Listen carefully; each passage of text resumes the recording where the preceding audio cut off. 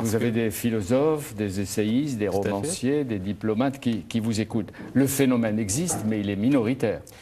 Ça, on en est d'accord, mais les chiffres qui sont produits actuellement pour pouvoir le quantifier sont extrêmement précaires dans la mesure où les organismes d'État qui sont chargés d'identifier ces formes de violence-là constatent la progression de ces dernières, mais concèdent également qu'il y a un travail encore à faire. Mais vous entendez avec nous les critiques, encore un chercheur misogyne et peut-être un peu machiste. Absolument pas. Donc justement, je m'en défends dans mon avertissement. Je ne suis ni machiste ni misogyne. Et pour moi, c'est un sujet d'histoire comme un autre, en fait. Il n'y a pas d'engagement sexiste en la matière. Absolument pas, non. Et les femmes vous ont jamais fait subir de violence? Ni votre maman, ni votre maman, non, ma maman ni votre fiancée? Non. Ou peut-être elles auraient dû. Qui sait? Non, mais je vous rassure, aucun problème de vécu, c'est juste une curiosité intellectuelle. Vous voulez pas nous faire croire, monsieur, que vous êtes un militant de la cause des femmes, en dénonçant ou en énonçant le fait que, au nom de l'égalité des sexes, la femme aussi, on peut reconnaître qu'elle est violente. Et pourquoi pas, je dirais. Non. Après tout, la violence est un champ d'expression comme un autre, pensez aux travaux de Zimmel, etc. Et il m'a semblé que travailler sur cette question-là n'était pas du tout nuisible aux femmes, au contraire, puisque c'était leur donner l'occasion de s'exprimer sur un champ qui leur était interdit. Il n'est pas impossible qu'il ouvre un débat. C'est un honneur qui nous est rendu en quelque sorte. Tout à fait, je n'aurais pas mieux dit. C'est très bien. Selon vous, je vous cite, affirmer qu'il y a beaucoup d'hommes violents, dangereux et criminels, ça ne choque personne. Mais avancer l'idée qu'un grand nombre de femmes peuvent être violentes est inadmissible. Probablement, mais pas dans les mêmes proportions. Ça, on est d'accord, mais en fait, je m'intéresse plus aux pratiques qu'aux proportions, je dirais. Car un phénomène qui est jugé minoritaire doit-il être exclu des champs d'analyse et de recherche? En fait, l'objet de mon travail, c'est de réfléchir sur quelque chose qui empêche les historiens, etc., jusqu'ici, de s'en occuper? Qu'est-ce qui les retient? Qu'est-ce qui leur fait peur? Alors, les historiens, rien ne les retient, mais je pense qu'inconsciemment, ils vont aller chercher des formes de violence traditionnelles attendues. L'infanticide, l'empoisonnement, des violences qui, finalement, sont associées de façon consciente ou non aux femmes. Et j'ai cherché à chercher des violences qui ne sont pas évidentes et qui, au contraire, donnent un autre visage. Exemple.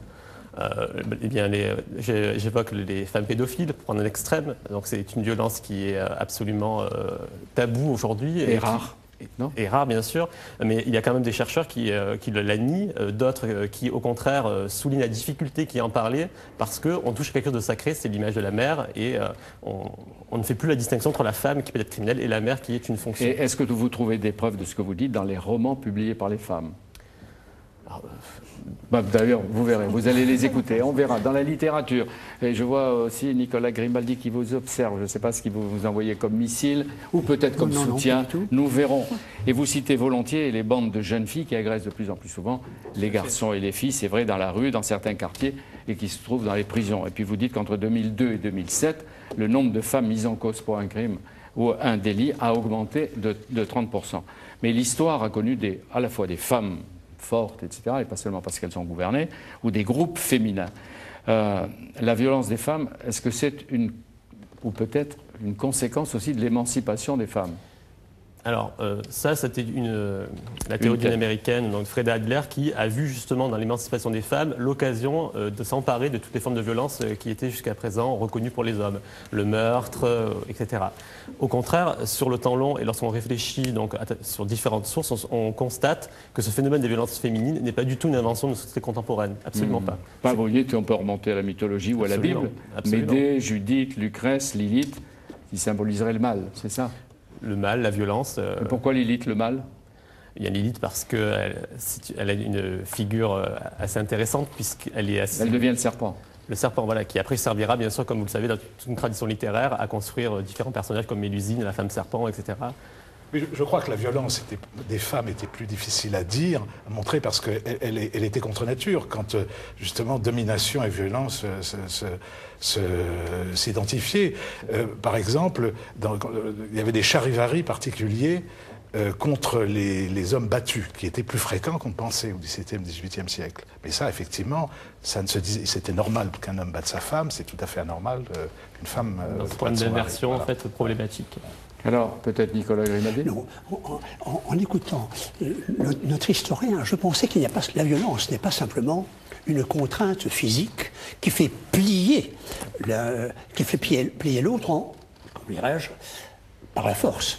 Il y a la douce violence qui ne consiste pas à anéantir l'autre, mais à le conduire à se renier. Ah, ouais, et à le manipuler. Tosca, oui. Tosca, le baron Scarpia ne contraint pas par la force Tosca.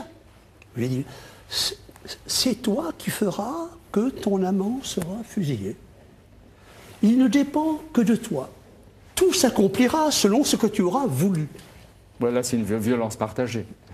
Alors, vous évoquez 3 figures extrêmes, ou 3 clichés de femmes violentes. L'Amazone, d'après son nom, c'est celle qui porte la ceinture. Oui, ou qui tue les hommes, ça dépend des traductions.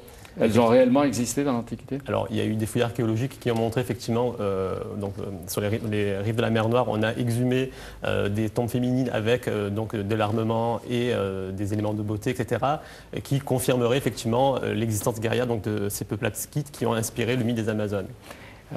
Vous savez qui a des Amazones autour de lui? Elle s'appelle Amazone. Kadhafi. Ce sont celles qui lui sont fidèles et dévouées, jusqu'au moment où il y en a peut-être une qui va lui faire la peau. Et là, on ne pourrait pas le lui reprocher. Enfin bon, je passe. Très jolies d'ailleurs, les Amazones. Très. Elles sont aussi choisies pour ça. Oui, oui, oui. L'infanticide, comme Médée, on va aller vite, mais on va prendre 2 ou 3 exemples. La sorcière, femme étrange ou séductrice, je vous dis qu'on en a brûlé jusqu'au XVIIIe siècle. Puis il y a les figures de la résistance et du courage. Bon, Jeanne d'Arc, parce qu'on n'aime pas que les femmes se battent comme des guerrières, si j'ai bien compris. Tout à fait. En fait, dès qu'on a une femme qui prend les armes, on va finalement l'effacer ou la passer derrière l'image de l'Amazone qui, de fait, va l'éloigner en fait, de son acte guerrier. C'est-à-dire elle s'est battue comme une Amazone et tout de suite elle est singularisée et dépossédée directement de son acte. On prend deux exemples. Jeanne Hachette, oui. Elle joue un rôle décisif au XVe siècle dans la bataille de Beauvais. Qui était-elle? Quel a été son destin? En quelques mots. Alors, son existence avérée ou non fait débat, mais effectivement, donc, elle aurait pris les armes, excité donc, les habitants de la ville à opposer une résistance. Et donc, on a peint un tableau d'elle au XVIIe, et au moment où on réactive la mémoire de Jeanne d'Arc, on réactive la mémoire de Jeanne. Les prénoms sont identiques. Est-ce qu'il y a un raccourci à faire? Je ne sais pas. Mais toujours est-il que cette mémoire a été instrumentalisée. C'est un peu le pendant laïque, en fait, de la Jeanne d'Arc qui, elle, au contraire, était investie. Et la Révolution française a été une révolution faite beaucoup par les femmes, celles qui réclamaient du pain, celles qui ont manifesté, celles qui réclamaient des têtes, les tricoteuses, etc. Vous citez des exemples, là. J'ose pas dire que c'est facile. Mais vous citez Madame Sans-Gêne, oui, qui chassait à cheval. Ça m'a frappé en 1793. Et qui a été incorporée dans un régiment des dragons et qui a eu un destin, elle aussi. Oui, assez fantastique. Mais alors, la part des femmes, justement, dans les troupes révolutionnaires est assez difficile à identifier. Elle, c'est un cas, je dirais, isolé, puisqu'elle a laissé des mémoires, mais bon, ce n'est pas la seule, on sait qu'il y en a eu quelques-unes. Mais elle se battait comme une femme, en femme. Elle ne se déguisait pas comme d'autres qu'on a connues. Absolument pas, non, elle était vêtue comme un fantassin, et elle livrait combat sans problème. On pourrait évoquer la longue liste des reines et des impératrices qui se sont nourries comme des vampires du sang des hommes, de leur peuple, et ça n'exonère pas les hommes au pouvoir. Bon, pourquoi elles vous fascinent, ces femmes-là, les femmes fortes? C'est une bonne question. En fait, pour évoquer rapidement comment j'en suis arrivé à travailler sur ces femmes-là, tout simplement parce que j'avais amorcé un travail il y a quelques années sur la prostitution. Et c'est à cette occasion-là que j'avais vu que les femmes étaient extrêmement virulentes contre leurs congénères qui étaient accusés des putains, comme on les désignait à l'époque. Et partant, je me suis mis en quête de cette violence féminine, savoir si elle était ponctuelle ou au contraire, si elle ne relevait pas d'une pratique beaucoup plus importante. Et effectivement, je me suis rendu compte que... Donc vous êtes arrivé à la violence des femmes par le chemin de la prostitution. Oui, Mais pas par Madame Thatcher, pas par Angela Merkel, non, Et pourquoi, quand elles ont le pouvoir, on les appelle la dame de fer, ou on reproche leur poigne, alors qu'elles font leur métier comme les autres, n'est-ce pas, Madame la conseillère diplomatique? Alors simplement, je veux dire que peut-être y a-t-il un débat autour de la violence des femmes à organiser. La violence n'a pas de genre. C'est ça que vous dites? C'est ça, exactement. Est-ce qu'il y a un désaccord ou un accord avec lui? Non, absolument. Et le pouvoir n'a pas de sexe. Je me rappelle avoir rencontré à plusieurs reprises Mrs. Thatcher. Je n'ai jamais vu un chef d'État comme elle.